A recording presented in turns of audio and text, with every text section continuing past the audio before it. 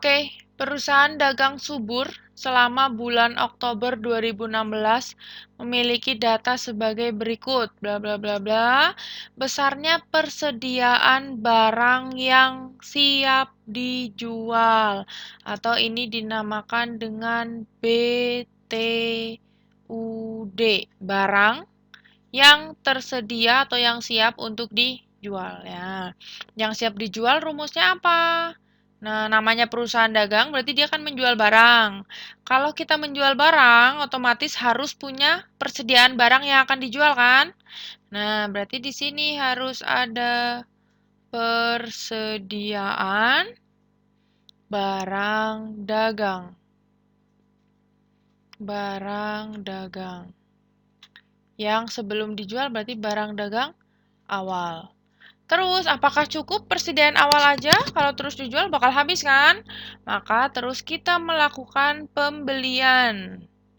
Ditambah pembelian bersih. Nah, pembelian bersih itu meliputi apa? Meliputi pembelian ditambah beban angkut pembelian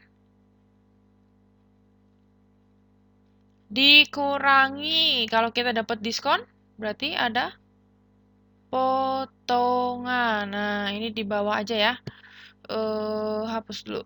Kita ganti di bawahnya. Oke, dikurangi apa tadi? Potongan pembelian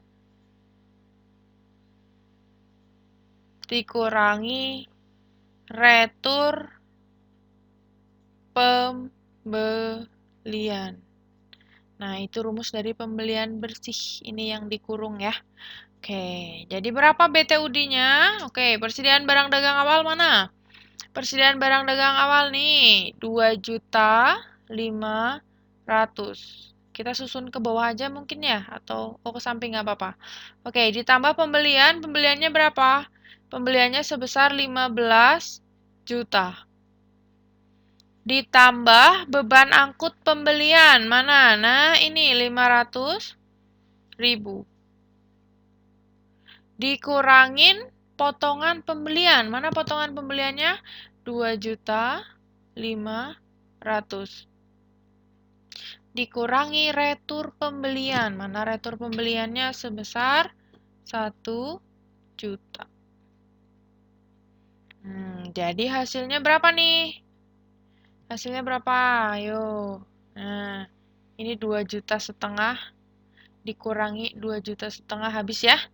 Nah, 15 juta dikurangi 1 juta, 14.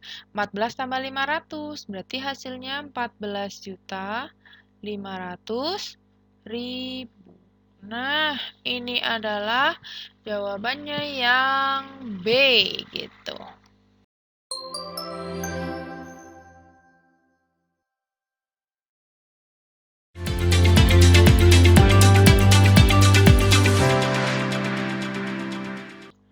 Oke, pengawasan dan pengaturan terhadap operasional perbankan dilakukan oleh Bank Indonesia atau Bank Sentral. Ini benar atau salah? Nah, ini adalah salah. Kenapa? Karena Bank Sentral atau Bank Indonesia itu hanya melakukan pengawasan. Hanya melakukan pengawasan. Nah, dan BI itu tidak mengatur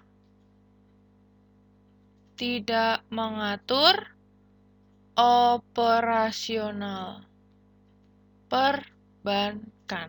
Oke? Perbankan. Nah, jadi BI itu hanya melakukan pengawasan tapi nggak mengatur ya. Maka kalau di sini dinyatakan BI itu mengawas dan mengatur itu salah. Sebab BI bertugas membuat kebijakan moneter. Ya, betul. Kalau fiskal itu oleh siapa? Kalau kebijakan fiskal itu oleh Kementerian Keuangan. Berarti salah betul jawabannya apa? Salah benar. Itu jawabannya adalah D, gitu ya. Oke.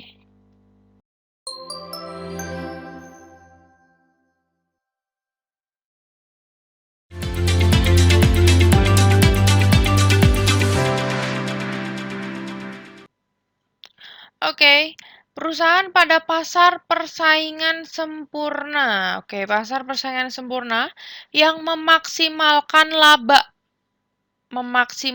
laba dihadapkan pada kondisi ketika harga sama dengan apa? Oke, berarti di sini laba maksimal ya.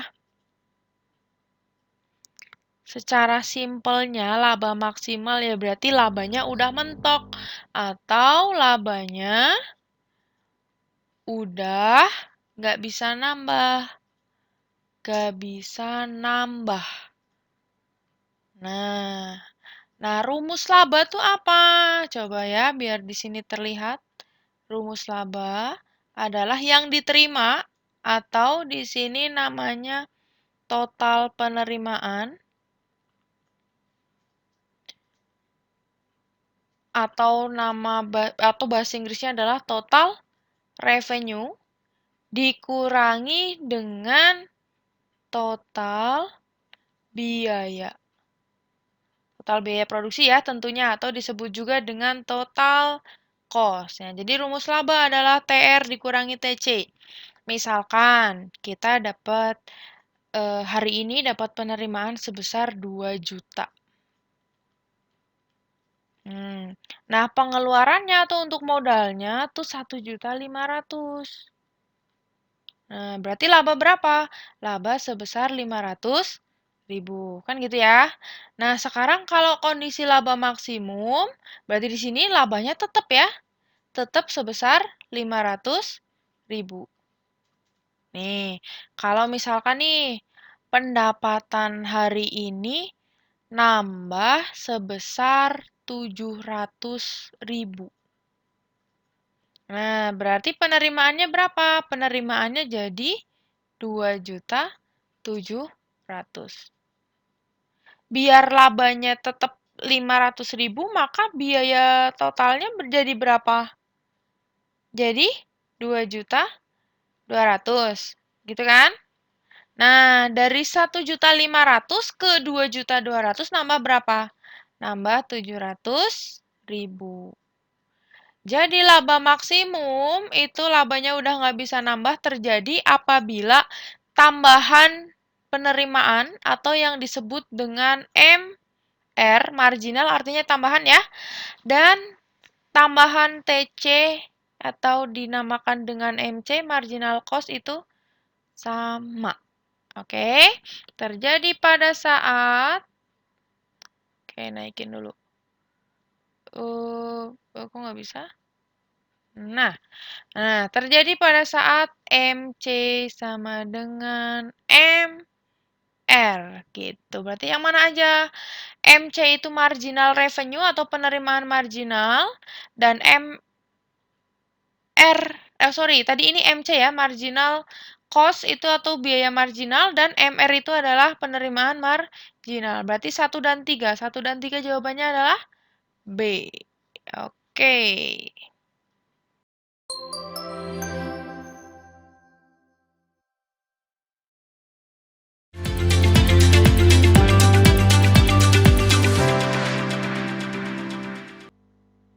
Oke, data yang ada dalam neraca pembayaran diperlukan dalam perhitungan. Nah, di sini neraca pembayaran. Apa itu neraca pembayaran?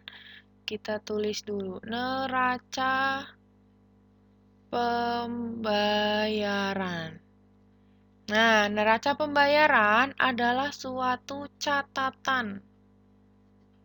Neraca itu kan timbangan ya, berarti kita mau menimbang pembayaran. Nah, pembayaran apa aja? Ya, pembayaran semua transaksi ekonomi gitu, atau pengertian secara jelasnya adalah catatan yang sistematis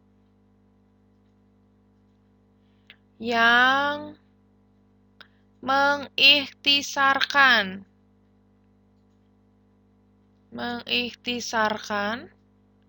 seluruh transaksi ekonomi. Transaksi ekonomi. Antar penduduk. Pokoknya seluruh transaksi ya, intinya. Antar penduduk suatu negara dengan penduduk negara lain. Oke, dengan negara lain. Pada masa tertentu. Pada masa yang tertentu. Nah, dan data yang ada di neraca pembayaran tuh apa aja? Salah satunya adalah ada data pendapatan nasional.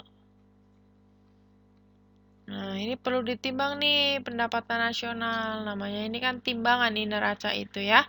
Terus yang kedua ada cadangan devisa. Cadangan devisa yang dimiliki oleh negara, gitu ya. Berarti jawabannya ada pendapatan nasional. Oke, metode penerimaan boleh. Metode penerimaan tuh meliputi apa aja? Meliputi R atau rent, wage atau gaji upah, interest, dan profit. Oke ya, itu ya. Terus sama cadangan devisa, berarti 2 dan 4. 2 dan 4 apa jawabannya? 2 dan 4 jawabannya adalah 2 dan 4 apa ya jawabannya ya? 1, 3. Oh, kok di blur. Bentar, oke. 2 dan 4 itu jawabannya adalah C ya. 2 dan 4. Oke. Oke, sip.